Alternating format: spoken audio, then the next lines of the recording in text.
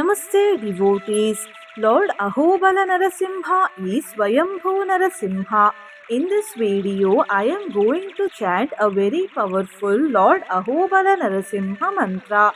By chanting this mantra with devotion for 108 times, negative energies and fears will be destroyed, financial problems will be solved, and all types of tensions will be removed. Before listening to the mantra, if you are new to the channel, subscribe the channel, press the nearby bell icon and select all option. Also comment as Om Shri Ahobala Narasimhaya Namaha. Hamsatmakam Paramahamsamanoviharam Vande Kripanidhi Mahobala Narasimham. Hamsatmakam Paramahamsamanoviharam Vande Kripanidhi Mahobala Narasimham. Hamsatmakam Paramahamsamanoviharam Vande Kripanidhi Mahobala Narasimham. Hamsatmakam Paramahamsamanoviharam Vande Kripanidhi Mahobala Narasimham. Hamsatmakam Paramahamsamanoviharam Vande Kripanidhi Mahobala Narasimham. Hamsatmakam Paramahamsamanoviharam Vande Kripanidhi Mahobala Narasimham. Hamsatmakam Paramahamsamanoviharam Vande Kripanidhi Mahobala Narasimham. Hamsatmakam Paramahamsamanoviharam Vande Kripanidhi Mahobala Narasimham. Hamsatmakam Paramahamsamanoviharam Vande Kripanidhi Mahobala Narasimham. Hamsatmakam Paramahamsamanoviharam Vande Kripanidhi Mahobala Narasimham. Hamsatmakam Paramahamsamanoviharam Vande Kripanidhi Mahobala Narasimham. Hamsatmakam Paramahamsamanoviharam Vande Kripanidhi Mahobala Narasimham. Hamsatmakam Paramahamsamanoviharam Vande Kripanidhi Mahobala Narasimham. Hamsatmakam Paramahamsamanoviharam Vande Kripanidhi Mahobala Narasimham. Hamsatmakam Paramahamsamanoviharam Vande Kripanidhi Mahobala Narasimham. Hamsatmakam Paramahamsamanoviharam Vande Kripanidhi Mahobala Narasimham. Hamsatmakam Paramahamsamanoviharam Vande Kripanidhi Mahobala Narasimham. Hamsatmakam Paramahamsamanoviharam Vande Kripanidhi Mahobala Narasimham. Hamsatmakam Paramahamsamanoviharam Vande Kripanidhi Mahobala Narasimham. Hamsatmakam Paramahamsamanoviharam Vande Kripanidhi Mahobala Narasimham. Hamsatmakam Paramahamsamanoviharam Vande कृपानिधिमहोबलनारसिंहम् हंसात्मकं परमहंसमनोविहारम् Vande कृपानिधिमहोबलनारसिंहम् हंसात्मकं परमहंसमनोविहारम् Vande कृपानिधिमहोबलनारसिंहम् हंसात्मकं परमहंसमनोविहारम् Vande कृपानिधिमहोबलनारसिंहम् हंसात्मकं परमहंसमनोविहारम् Vande कृपानिधिमहोबलनारसिंहम् हंसात्मकं परमहंसमनोविहारम् Vande कृपानिधिमहोबलनारसिंहम् हंसात्मकं परमहंसमनोविहारम् Vande कृपानिधिमहोबलनारसिंहम् हंसात्मकं परमहंसमनोविहारम् Vande कृपानिधिमहोबलनारसिंहम् हंसात्मकं परमहंसमनोविहारम् Vande कृपानिधिमहोबलनारसिंहम् हंसात्मकं परमहंसमनोविहारम्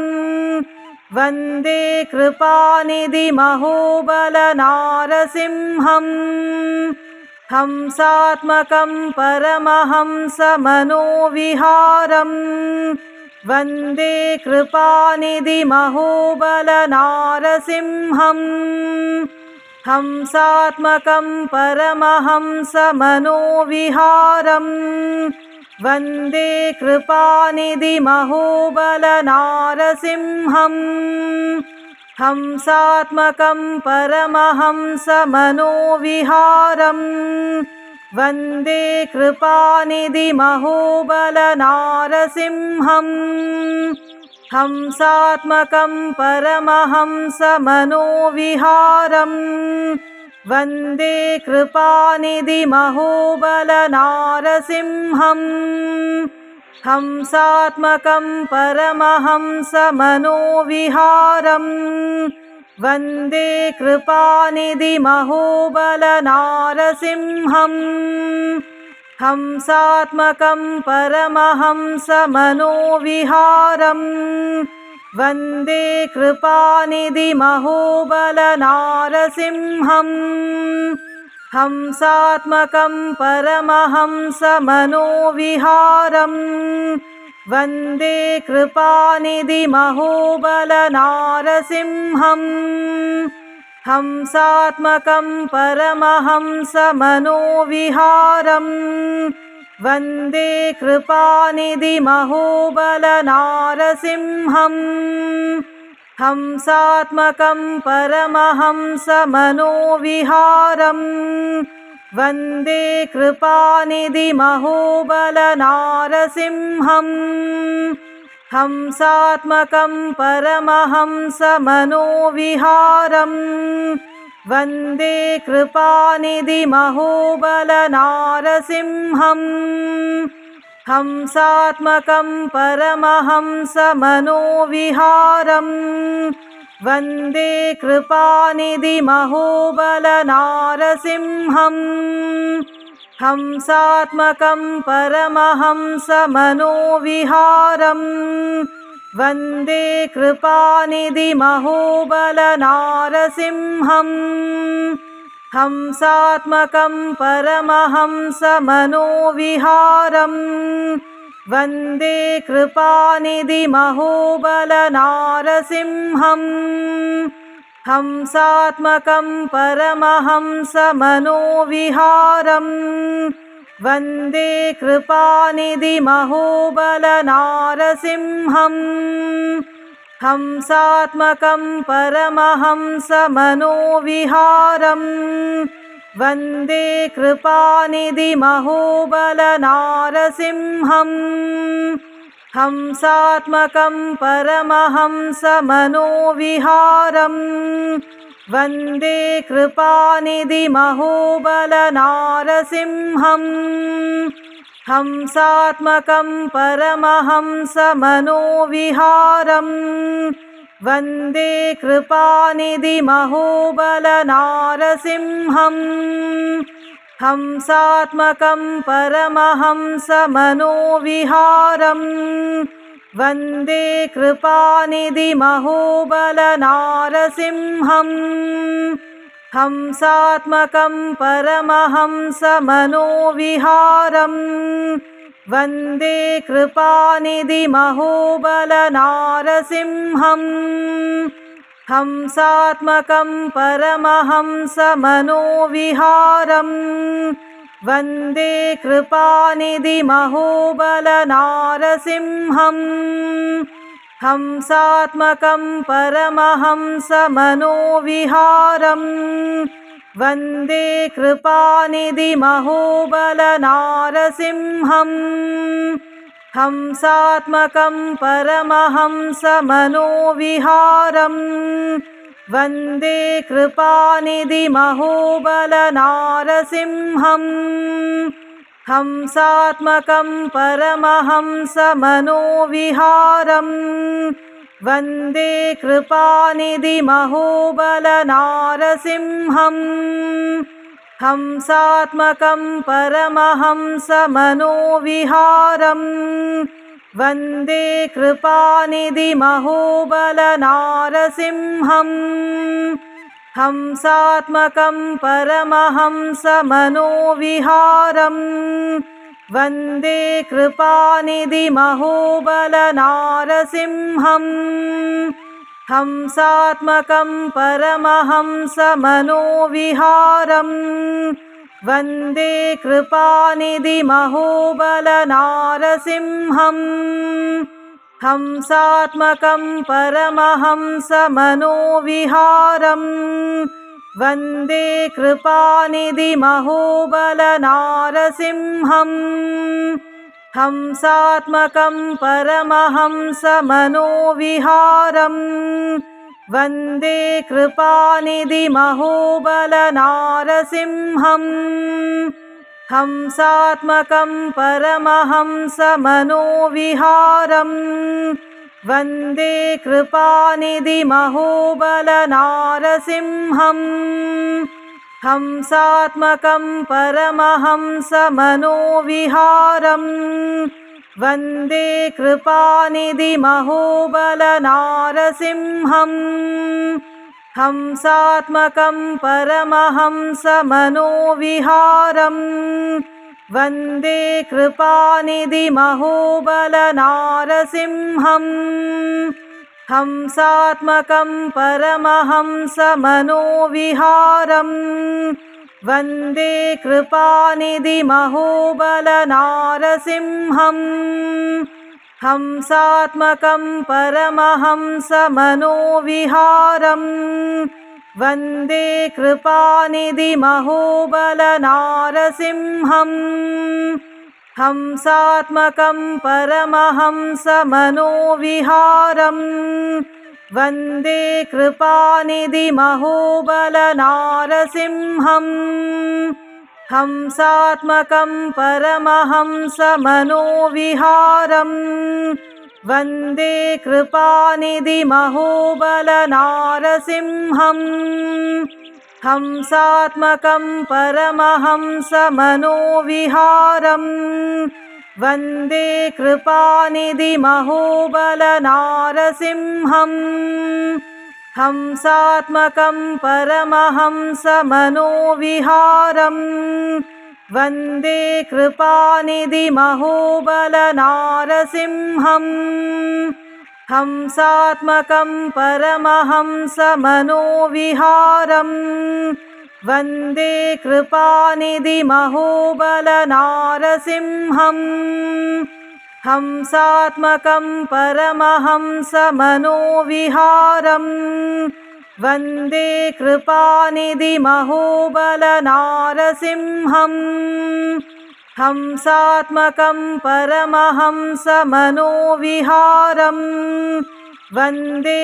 कृपानिधिमहोबलनारसिंहम् हंसात्मकं परमहंसमनोविहारम् Vande कृपानिधिमहोबलनारसिंहम् हंसात्मकं परमहंसमनोविहारम् Vande कृपानिधिमहोबलनारसिंहम् हंसात्मकं परमहंसमनोविहारम् Vande कृपानिधिमहोबलनारसिंहम् हंसात्मकं परमहंसमनोविहारम् Vande कृपानिधिमहोबलनारसिंहम् हंसात्मकं परमहंसमनोविहारम् Vande कृपानिधिमहोबलनारसिंहम् हंसात्मकं परमहंसमनोविहारम् Vande कृपानिधिमहोबलनारसिंहम् हंसात्मकं परमहंसमनोविहारम् Vande कृपानिधिमहोबलनारसिंहम् हंसात्मकं परमहंसमनोविहारम् Vande कृपानिधिमहोबलनारसिंहम् हंसात्मकं परमहंसमनोविहारम् Vande कृपानिधिमहोबलनारसिंहम् हंसात्मकं परमहंसमनोविहारम् Vande कृपानिधिमहोबलनारसिंहम् हंसात्मकं परमहंसमनोविहारम् Vande कृपानिधिमहोबलनारसिंहम् हंसात्मकं परमहंसमनोविहारम् Vande कृपानिधिमहोबलनारसिंहम् हंसात्मकं परमहंसमनोविहारम् Vande कृपानिधिमहोबलनारसिंहम् हंसात्मकं परमहंसमनोविहारम् Vande कृपानिधिमहोबलनारसिंहम् हंसात्मकं परमहंसमनोविहारम् Vande कृपानिधिमहोबलनारसिंहम् हंसात्मकं परमहंसमनोविहारम् Vande कृपानिधिमहोबलनारसिंहम् हंसात्मकं परमहंसमनोविहारम् Vande कृपानिधिमहोबलनारसिंहम् हंसात्मकं परमहंसमनोविहारम् Vande कृपानिधिमहोबलनारसिंहम् हंसात्मकं परमहंसमनोविहारम् Vande